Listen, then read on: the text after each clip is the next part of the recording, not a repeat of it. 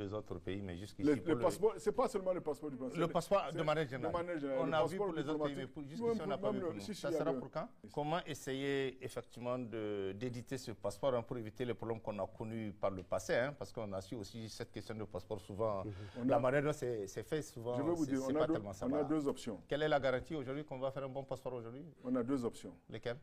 La première option, c'est que c'est un passeport qui a tiré sa souche, essentiellement du passeport burkinabé. Parce que le passeport CEDEAO burkinabé, le contrat qu'ils avaient avec la compagnie arrivait à terme. Donc au lieu de renouveler, puisqu'on est sorti de la CEDEAO, ils ont conçu un nouveau passeport uniquement burkinabé. Ouais. Et maintenant, quand il s'agit de faire le passeport confédéral, on s'est dit pourquoi aller chercher loin si déjà il y a un pays qui a un type de passeport. Donc on sait essentiellement, on l'a amélioré, c'est clair.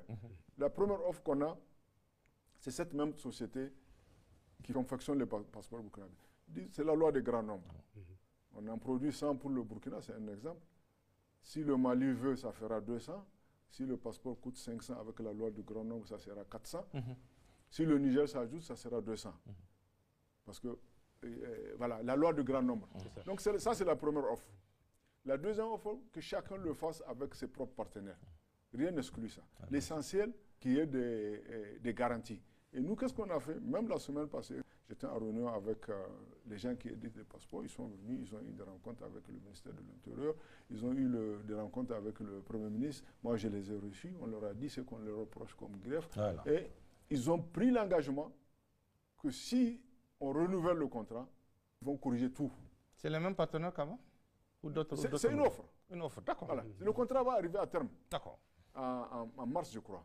Donc, on est dans la perspective de renouvellement du contrat. On leur a dit sur quoi on n'est pas content. Ce qui a marché, ce qui n'a pas marché. Voilà. Ils ont dit, non, on est d'accord, ça n'a pas marché, mais on peut vous donner la garantie qu'on va corriger ça.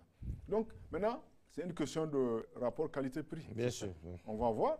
Donc, tout est ouvert. Voilà, tout est ouvert pour ce marché. Et pas seulement l'offre du monsieur qui confectionne le passeport burkinabé ou celui du Niger, d'autres peuvent faire des offres. C'est un marché ouvert, c'est la concurrence et c'est ça qui nous permet d'avoir la meilleure offre.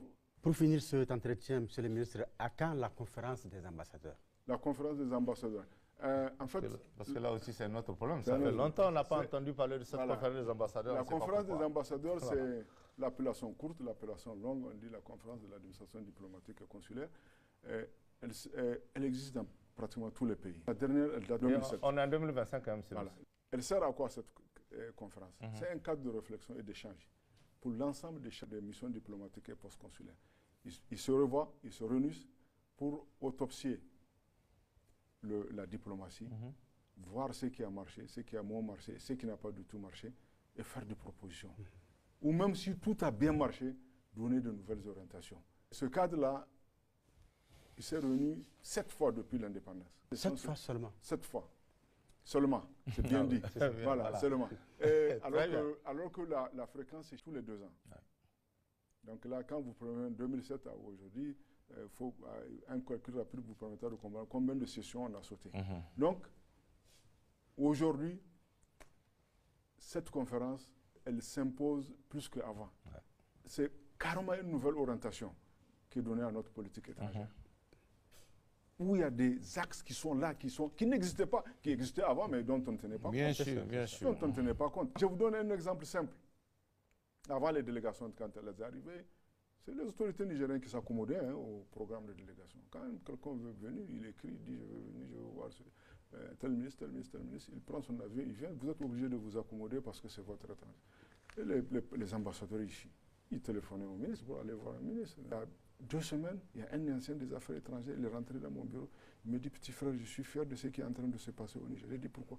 Il dit, j'ai rencontré l'ambassadeur d'une puissance dans le bureau du directeur du protocole. C'est inimaginable. Ah oui, voilà.